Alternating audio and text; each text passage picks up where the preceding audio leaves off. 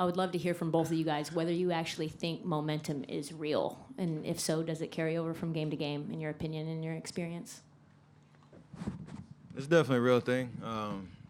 It's just a matter, can you capitalize on it, once the next game starts, and lock in and focus on details and kind of see the adjustments the other team is going to make, especially in the playoff series, because that happens. They watch film, try to tinker a little bit, but momentum and just confidence in terms of what we're trying to accomplish every possession, every quarter in order to win the game. It's definitely a real thing.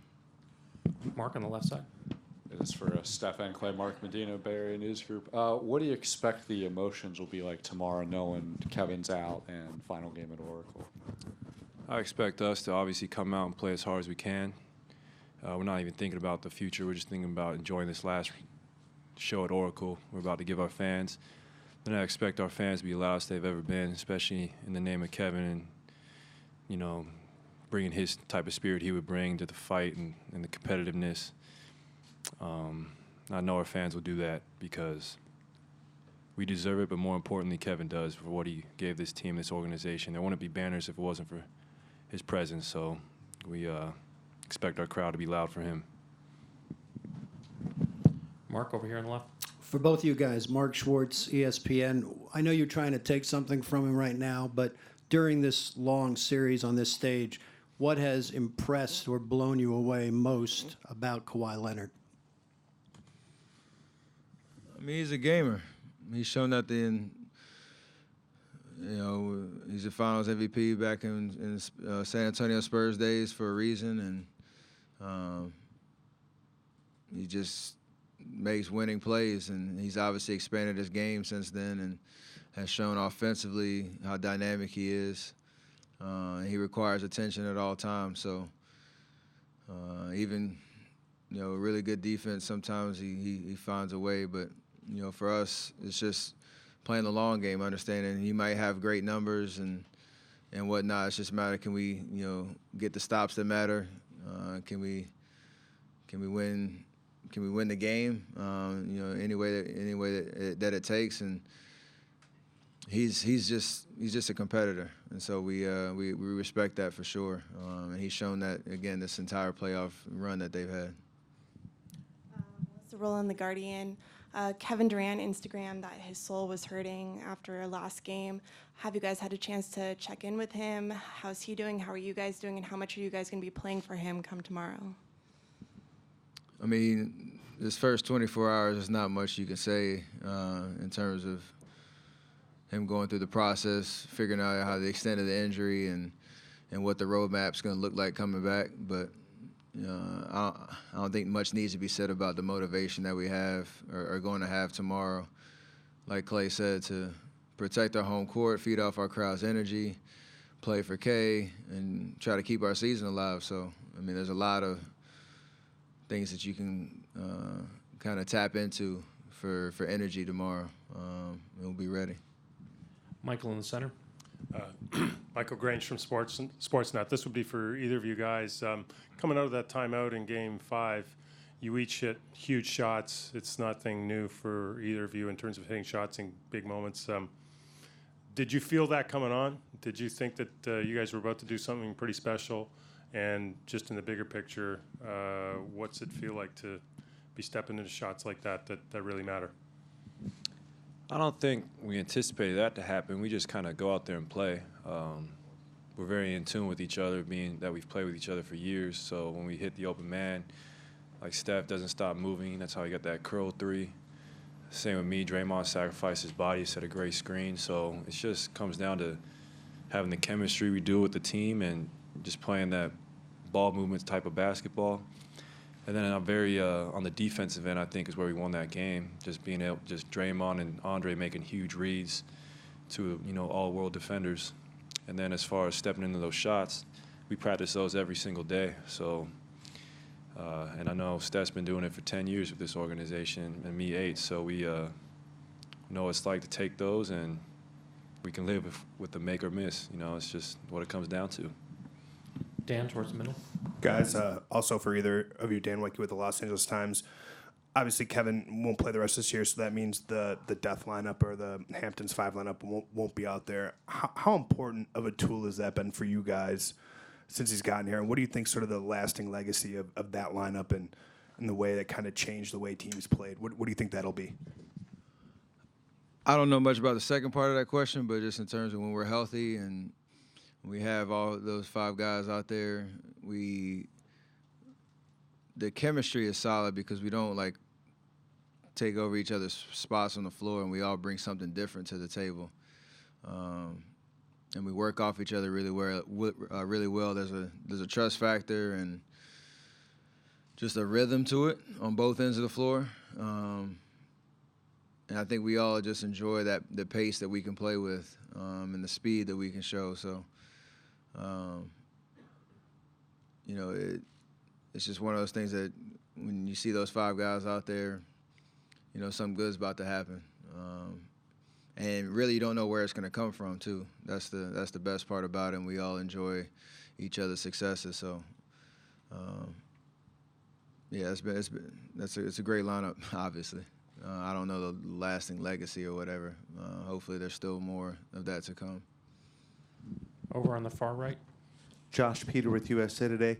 Steph, there's some video online showing your parents getting heckled pretty bad outside the team hotel in Toronto. In light of what happened with Aisha, the fan getting arrested for the vulgar comments and some of the aggressive fan behavior, what do you make of what's happened?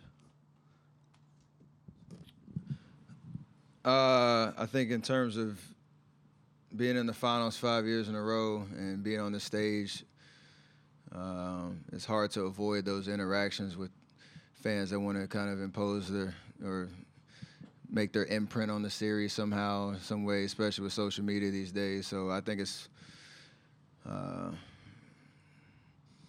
of stupid, to be honest, in terms of people camping outside our hotel just to yell expletives at either us or our family members or whatever the case is. But we handle all that stuff with class and try to ignore it the best we can.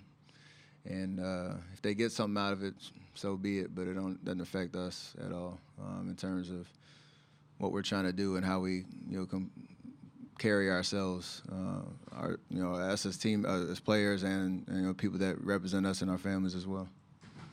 And in the front. Ann Kelly on San Francisco Chronicle. For both you guys, you're elite athletes, and there's a lot of talk right now about who's to blame for what happened to Kevin, if the organization pressured him, if he felt pressure from his teammates. I'm just wondering if, Klay, you've recently been injured, Steph, you've been injured in the past. What's your feeling about that kind of conversation about the blame game? I mean, everybody has great 20/20 hindsight, and it's 24 hours in a day, and there's a lot of different takes you can have on a situation like that. In our cases, and as well as Kay, and knowing him as a person and behind the scenes, we all want to play basketball. Like, if we have an opportunity to play or a chance to play, we want to play, and that's just how it is as competitors, and especially at this stage. So I trust our medical staff and know Bob Myers has our best interests in terms of not just what we can do in this series, but long term and our overall health. So you can see how hard he took it, talking to you guys after the game, and that's really genuine and authentic. So you can waste time talking about the what ifs and this and that. Injuries are tough, and they suck, and they're a part of our game, and they're going to continue to be a part of our game. But everybody, putting their collective, brains together to make the, sound, smart decisions, and you kind of just live with that because that's what's a part of our game.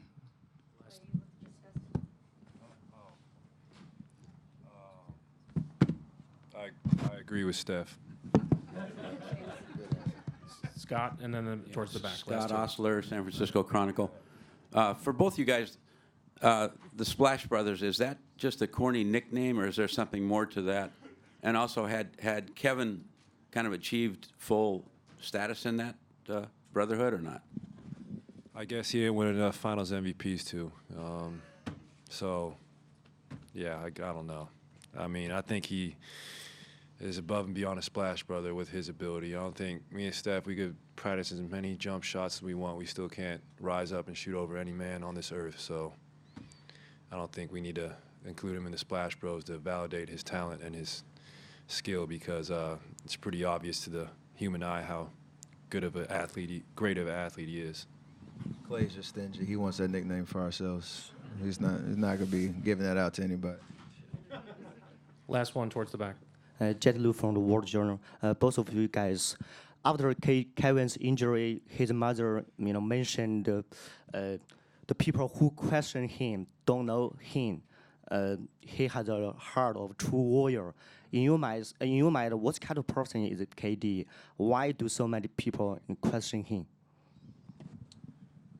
That's just the nature of the game these days. It happens to the greatest athletes to ever play. Every athlete at his level has gone through it, whether it's been Kevin, Muhammad Ali, LeBron James, Michael Jordan,